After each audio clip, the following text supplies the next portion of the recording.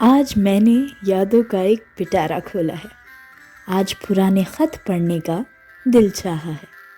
Ink pot, inland letter की खुशबू, post card का इंतज़ार, स्टैम्प्स इकट्ठा करना याद आता है बार बार।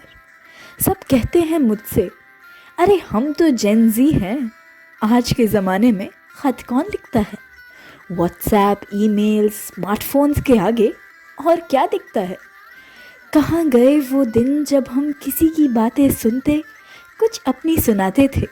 क्या मेरा कोई खत आया, ऐसे सवाल भी पूछे जाते थे। जब ठंड में निकली सुनहरी धूप की खबर दिल्ली से मुंबई कागज़ पर लिखकर पहुंचाई जाती थी। तुम कैसी हो, सब खैरियत है, जैसी बातें एक लिफाफे में बंद हो जाती थी। और बॉर्डर पे बैठे एक सोल्जर की चिट्ठी आने से दिल को तसल्ली मिल जाती थी। हफ्तों का इंतज़ार, किसी ने भेजी पगार और किसी ने पूछा ख्याल। कभी अगले महीने आने का वादा, तो कभी माँ बाबा को प्यार। शायद ख़तों का आना अपने आप में ही एक जश्न हो जाता था। जब साइकिल की घंटी बजाता डाकिया आवाज़ लगाता था, मानो किसी ने अपना दिल कागज़ पे निकाल कर रख दिया हो और स्याही से लिखा हर अफसाना बार बार पढ़ा जाता हो। अब तो 2 मिनट में कॉल पे बात हो जाती है। सब कहते हैं दुनिया आगे बढ़ रही है, पर शायद इस रफ्तार में किसी को समझने की ख्वाहिश ख़त्म हो रही है।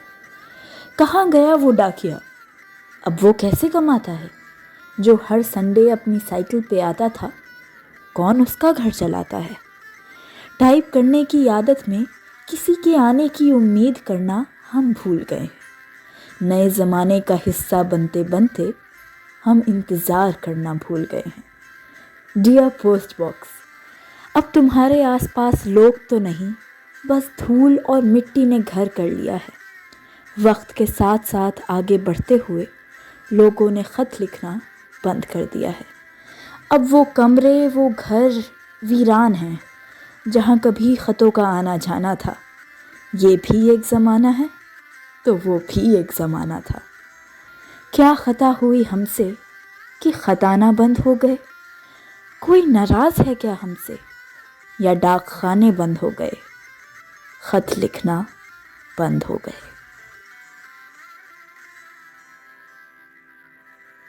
Mention the word inland letters to the older generation, and it will uprise a surge of memories, from clerks distributing postal cards to the smell of postal office glue to the red giant letter boxes around which the conversation was stuck. Most members of the Generation Z will never know what was inside a post office or would have even sent a snail mail. With every little advance we make in the telecom industry, the art of writing letters dies bit by bit.